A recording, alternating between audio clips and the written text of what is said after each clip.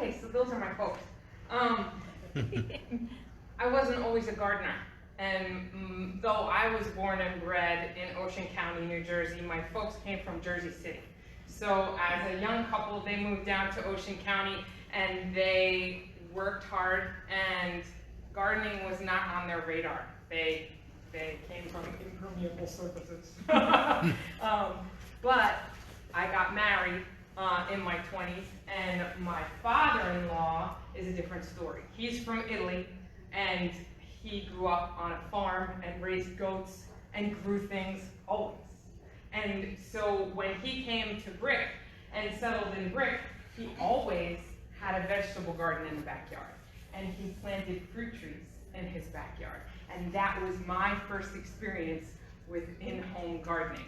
And it was not only annual vegetables that you had to continuously input and amend the soil to get production each year, but it was also these gorgeous fruit trees that you plant once and production only got better and better and better and didn't take much maintenance over the long term. So it got my wheels turning, and I wanted to start growing food too. So my first vegetable garden was in Beechwood, New Jersey, in my home in 2007. We bought there, and I didn't start gardening until 2009. It took me a little while to get going.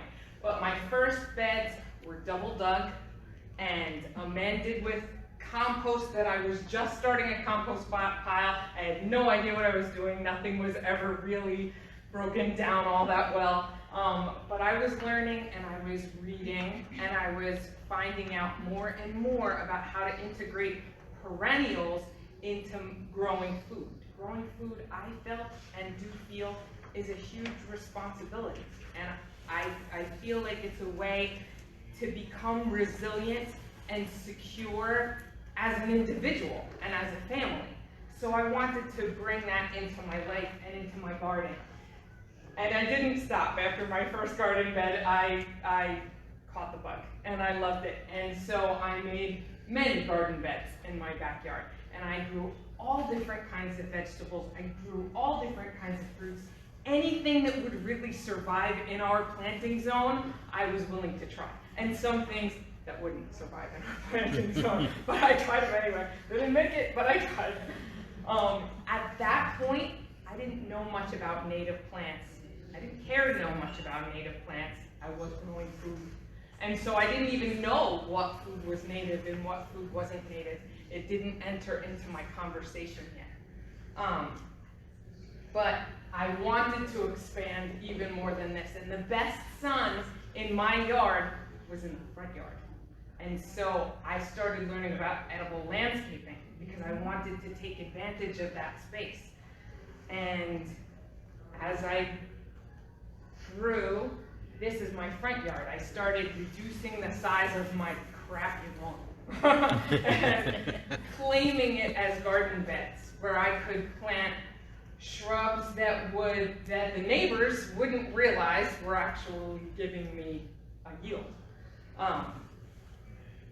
That introduced me to permaculture. And permaculture, I connected with that so well, especially when I learned about Back to Eden gardening and Ruth Stout's no-work gardening method. Who wouldn't love that, right? So it worked out because with permaculture, it made sense to me. You're mimicking nature. You're observing and finding patterns and mimicking nature, because in natural systems like the forest, like the marsh, like nobody's going in and irrigating these places or fertilizing these places. So I knew that with these principles, I wouldn't have to bring in chemical inputs, fertilizers, pesticides, which even at that point I knew was something that I didn't want to do. So it's a method of decision making, and it's you try and become a producer instead of a consumer, and you find ways to integrate systems and reduce waste and chemical inputs. So I reduced my lawn, and in doing that, I learned to sheet mulch. And sheet mulching is a great way to reduce the size of the lawn. No more double digging those garden beds. Now you take cardboard and you lay it over turf grass, and then you put straw and compost and wood chips and organic matter, seaweed from the not seaweed, eelgrass. So you can put that on top. Whatever you have access to that's organic material, you can use in your sheet mulching layers. And it does a number of things. It feeds the soil microbes, and it retains moisture, and it keeps the weeds down so that you spend less time working in your garden and more time enjoying it. So that was my garden at Beechwood. On the other side of the property, I chose to put in a keyhole garden, which is a beautiful tool that you can use that comes from permaculture. It's really when you have very poor soil on the ground. Folks, permaculturists went to Africa to help underprivileged people who have very poor soil and very little rainfall. It helps to make a great raised garden bed. You have a compost basket in the center. You put your compostable materials in the center of the garden and water there. If water is scarce, you want to use it wisely. So if you water that compost basket in the center, the nutrients leaches out into the garden bed and feeds the garden. It's a fantastic way to reduce human input into the garden as far as energy, wasted energy. It's all happening in the right space. So that is in the front yard in that other garden at my first property. This is an herb spiral using found and recycled materials, and it creates a variety of microclimates for high, dry herbs. It creates shade. There's a sunnier side. As you go down the spiral, you'll have more moisture towards the bottom of the spiral. So that's a tool to be used in the garden. And these are apple trees all around it. I grew things from seed and from cuttings and propagating plants, cloning.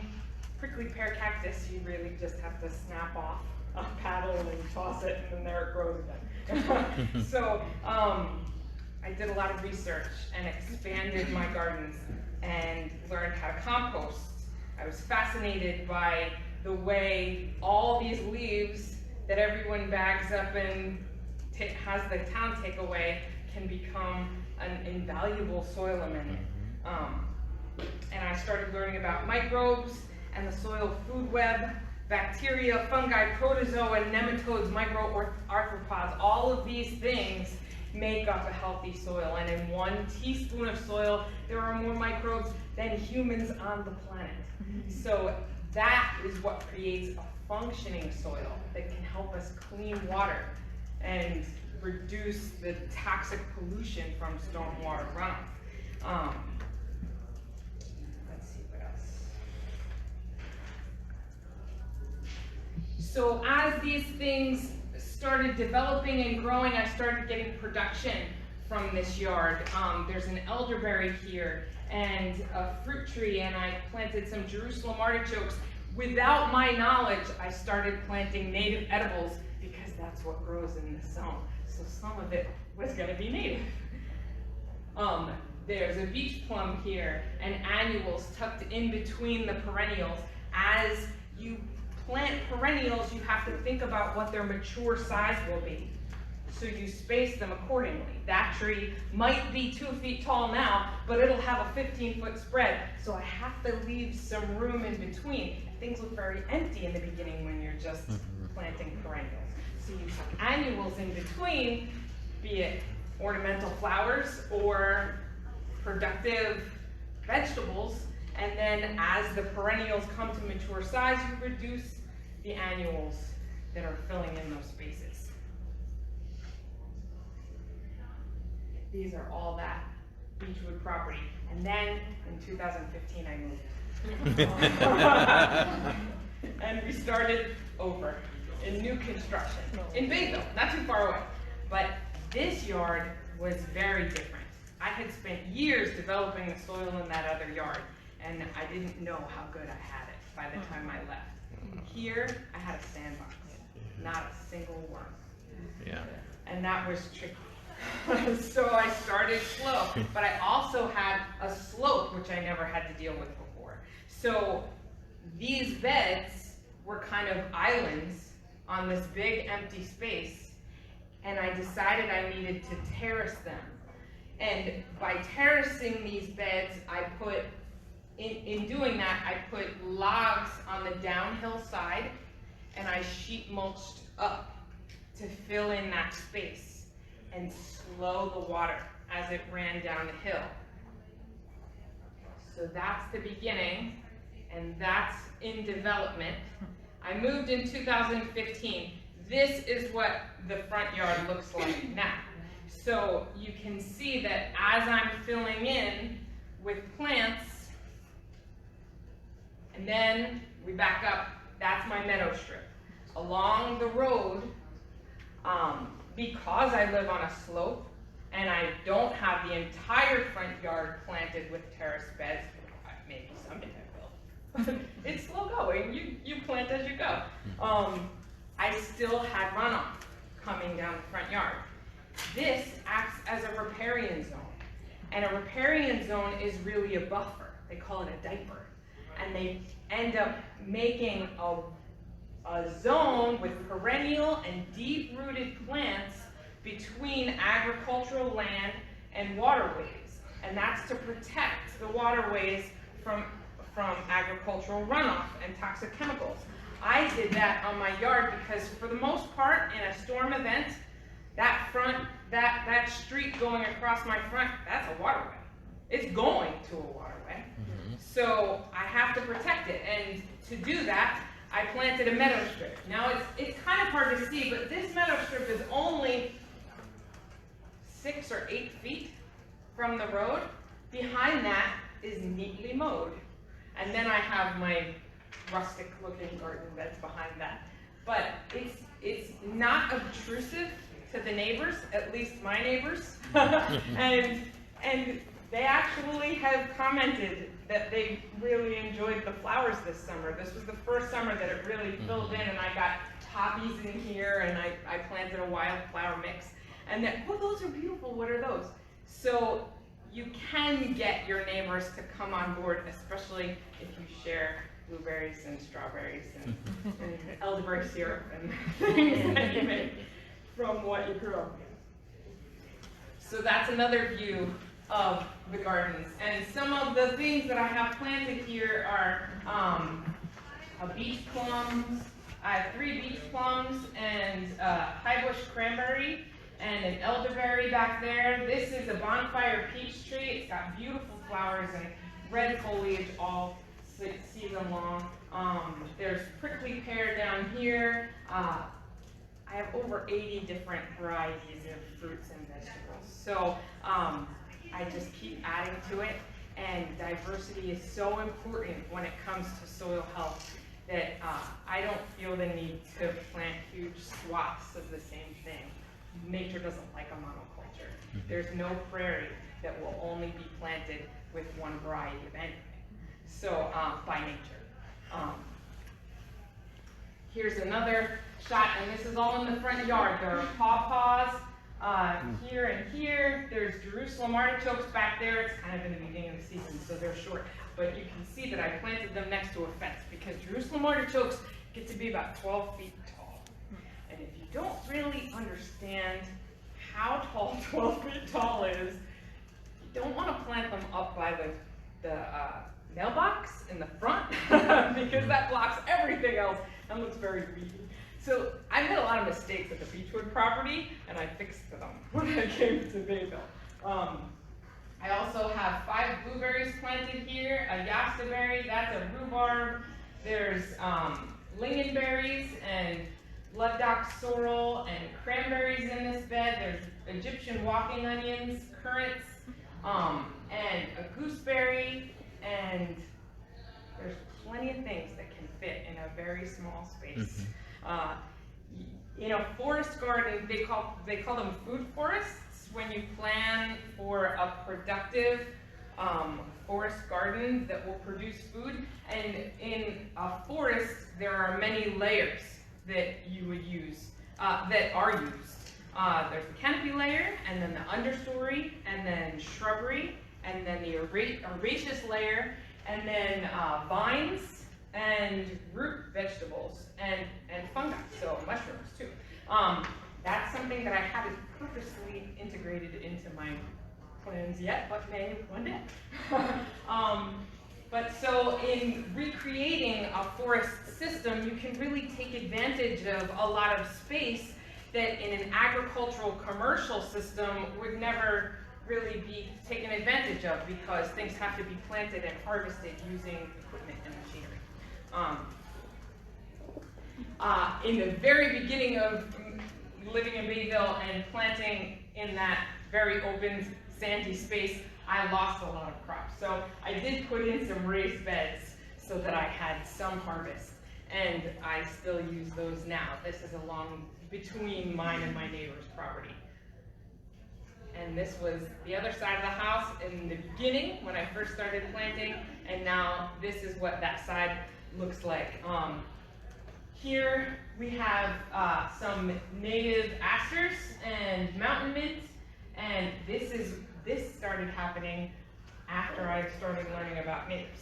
So in 2017, I took the Jersey Yards workshop with home gardeners, and I met Karen and I met Becky Lavoie, and they introduced me to this world of community and conservation and all these local folks and programs that I could learn from and help with. And so I took the Master Naturalist course. And in the Master Naturalist course, there's a lecture, and then there are 6 trips to local parks and the Forest Resource Education Center and places locally that I had never even been to, let alone get a tour with someone who actually could point things out and tell me all about them. I learned so much about native plants and native animals and the ecology and the history of Ocean County during that course. If you haven't taken a Master Naturalist course, I highly recommend it. And in doing that, I learned about native plants and why I should give them a second look, even if they don't produce fruit for me to eat. So I've integrated many of them into my yard. This is the process of building a keyhole garden in my new backyard, and I took some photos to demonstrate that. The raised garden bed with the cutout slice to allow the gardener to access the center of the garden gives you the ability to garden in more space without having to walk on it and compact the soil. This is that compost basket in the center. It's filled with, there's also something in permaculture called hugelkultur. So hugelkultur is basically buried wood. So this would take an awful lot of soil to fill this large garden. So what I did was I found logs, both green and seasoned, just logs from the woods nearby and from our local recycling center, and I fill the bottom of the garden up with logs, because as they decompose over time, this garden's not going anywhere, it's going to be there for a very long time. As they decompose, what happens to rotten wood as it decomposes? It becomes a sponge, so it absorbs and holds water. You have to irrigate much less if you buried wood in your garden. So that's the bottom layer of this. It's covered with leaf litter and compost, and then topped with a layer of soil. And then that's in the middle of production.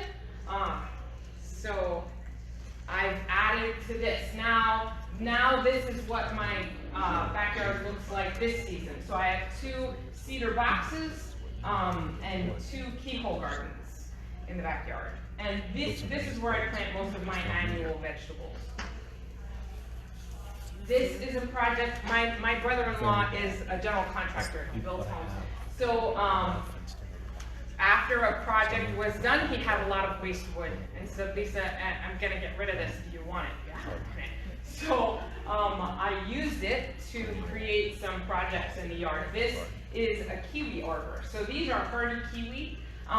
You can grow kiwi in this zone. Kiwi berries are what they're called, hardy kiwi. They're different from the kiwi that you buy in the grocery store, the fuzzy ones. These you can actually eat the skin and everything, and they're kind of the size of a large grape. It takes a while for them to get into production, but once they start producing, they produce heavily and they grow vigorously and they need support. So I built this arbor with that waste wood from my brother-in-law. This is called a wattle fence. So at my local recycling center, lots of folks bring their yard waste and dump it. And I go and I root through it for long straight sticks. So they ask, oh, are you building a wreath? Are you making wreaths? No, I'm not. I need a lot of material to make a fence. So I have an auger on a drill, and it's very easy. That's the one good thing about sandy soil. I never need my pickaxe in bed. It's easy to dig. So you can make holes with an auger on the drill and just slide some nice sturdy fence posts in there, 6, and then weave a fence out of them. And that's a little blackberry patch, and I tuck things in between until they fill in. I do have a small greenhouse in my backyard because I like to propagate a lot and start from seed. So this greenhouse has been invaluable. It's less than $400 on Amazon, and it's a 10 by 8 by 10. But I had one that was a 6 by 8 that was like $200. I mean, they're really not that expensive, but it's great to have it if you have the space. And that was more of the waste wood. I made the shelves for the greenhouse. I also have a seed starting, this is my seed collection. I have a seed starting setup that I built from a broken fence panel. And this allows me to raise, you can see the chains, it allows me to raise the lights up and lower them depending on how mature the seedlings are. This is my compost and rain barrel system. So from a Save Barnegat Bay workshop, I created a rain barrel, and I actually had one that was given to me, but I had never hooked up before. When you hook up a rain barrel to a large roof, like your house, you definitely, I just saw that as being super problematic because I would have to deal with a tremendous amount of overflow.